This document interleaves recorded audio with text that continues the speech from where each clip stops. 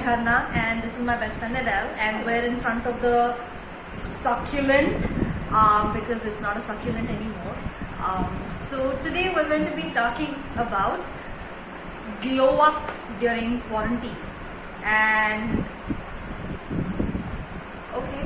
what we're going to do during quarantine, because a lot of times I think there's too much pressure. I think literally you're the only one doing this topic now. Everybody must have done it right at the beginning of quarantine, yes. Right? I think we've been in quarantine for 3 months now. It's been 3 months since I came here. Yeah.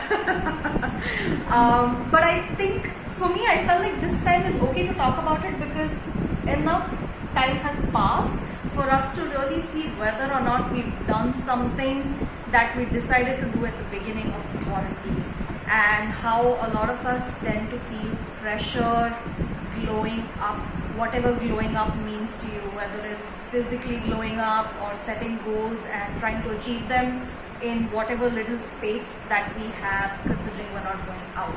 So what do you think about glowing up? I think we needed a deadline, and there were so many deadlines for us.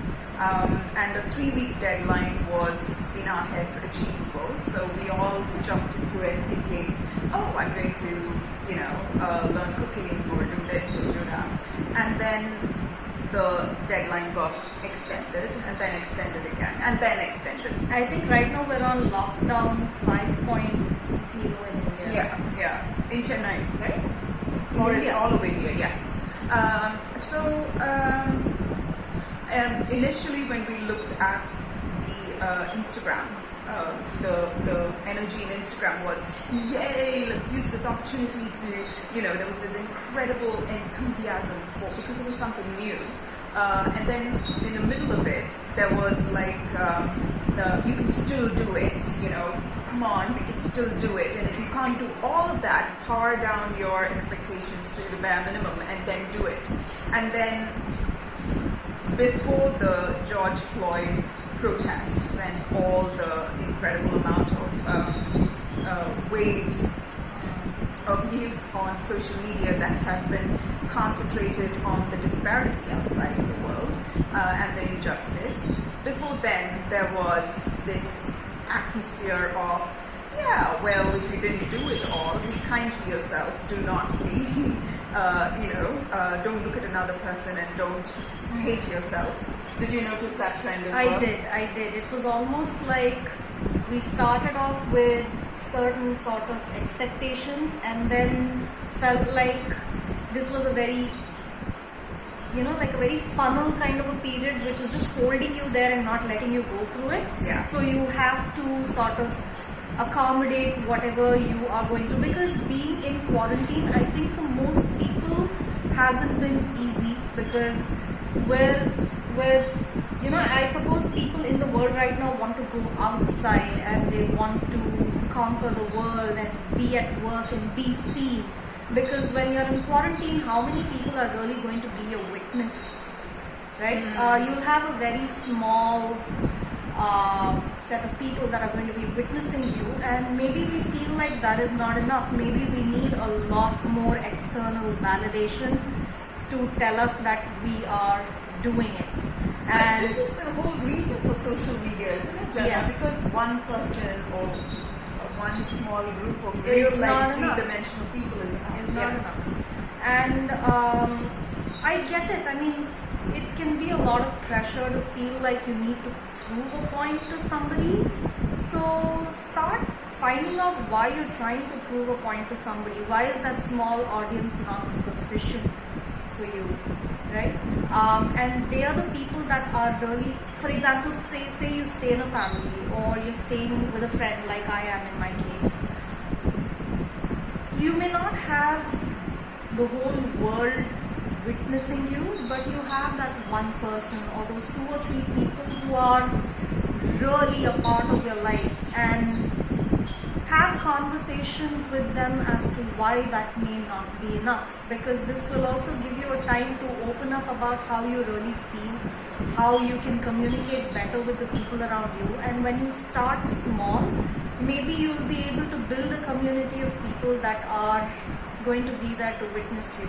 So putting that pressure on yourself to glow up, I can see where that comes from, because it's quite exciting to be, seen by the whole world and all of that. But how much of reality are you really putting out onto social media?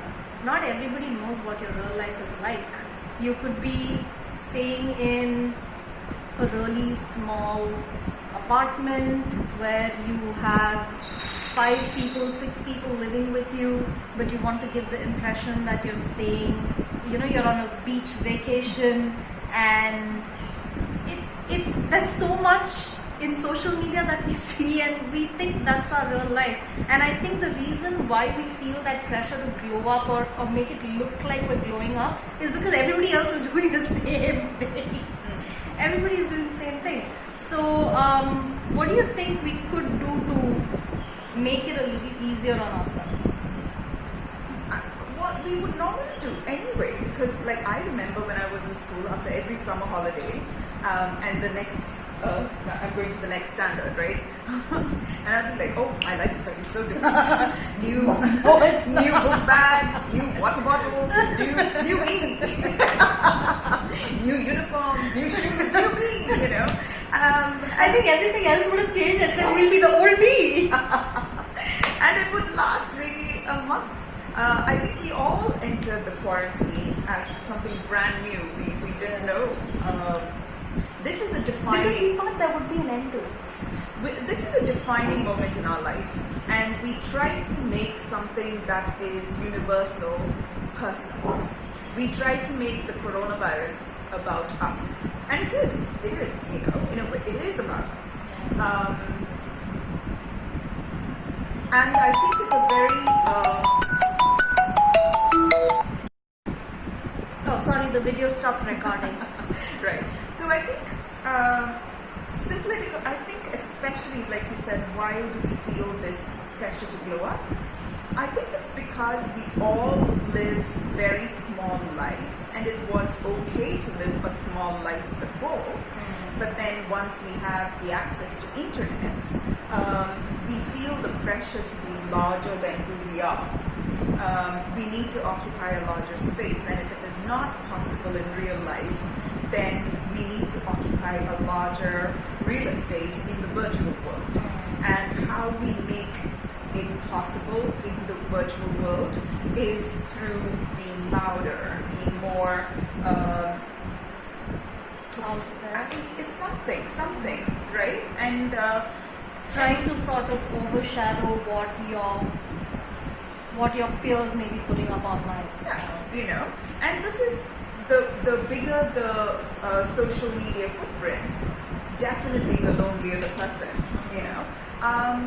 and we need to, and this is, and the coronavirus is a good indication of the time.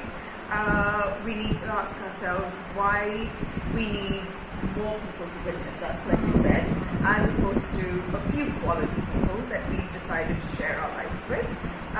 We need to ask ourselves why we need to be better than who we were yesterday, what was wrong with who we were yesterday, that we need to be better than who we were, like why?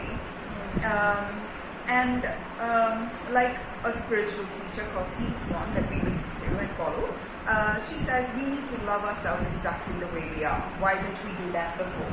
And this has given me a greater opportunity to love myself once and all in the most fundamental way possible, and be forgiving of people who cannot love me that way.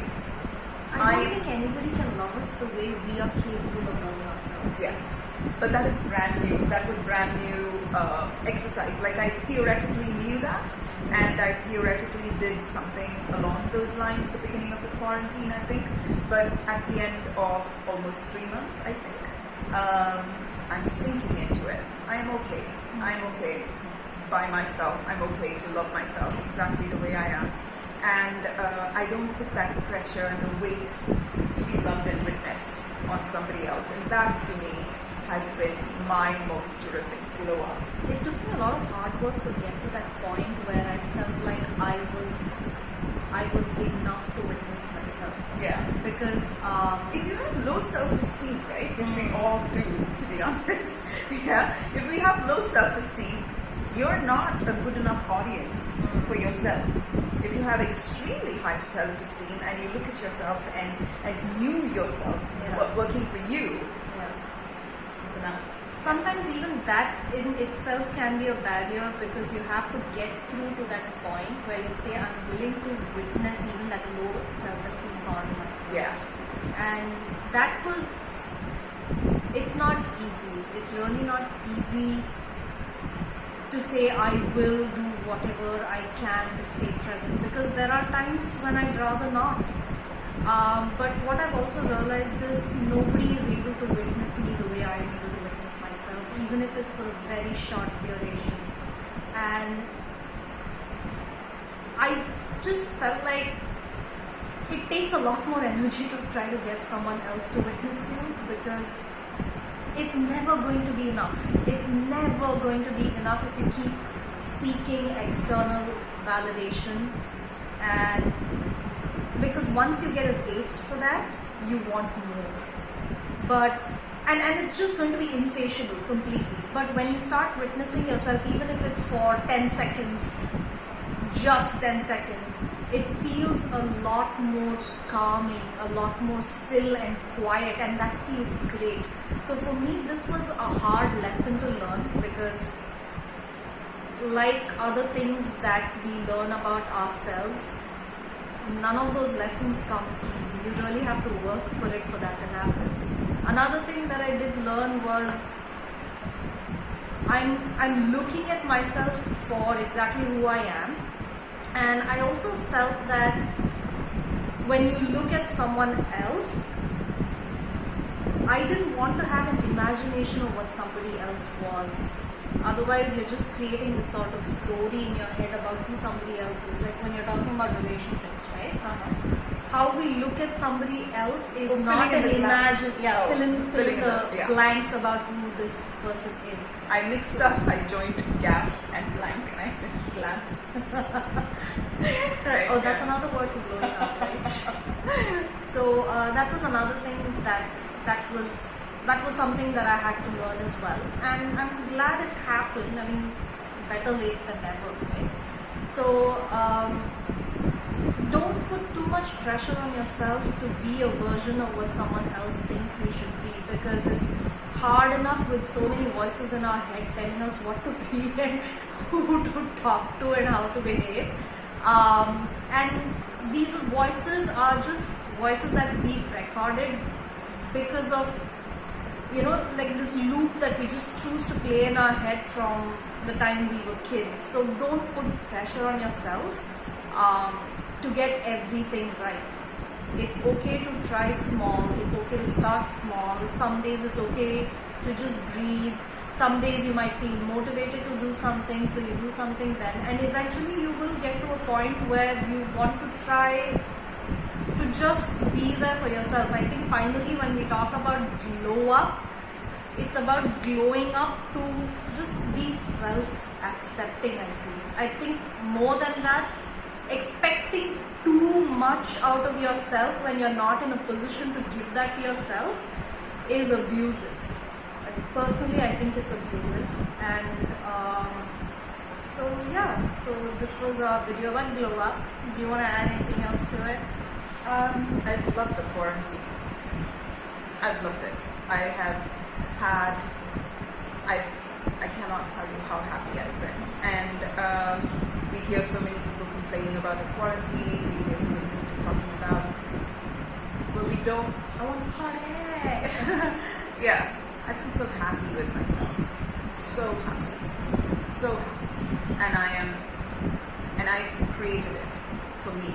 And for that, I will always look back at this time very fondly. It's given me a sense of purpose. I'm so proud of being a doctor during this time, where my contribution to society is absolutely vital. this is what I've been trained for to do. I'm looking forward to life henceforth with a renewed sense of purpose and a renewed sense of who I am as a person. So thank you for watching. If you have any questions regarding glowing up, or you just want to say hi, please write to us, and we will see you next week. Bye bye. Bye bye.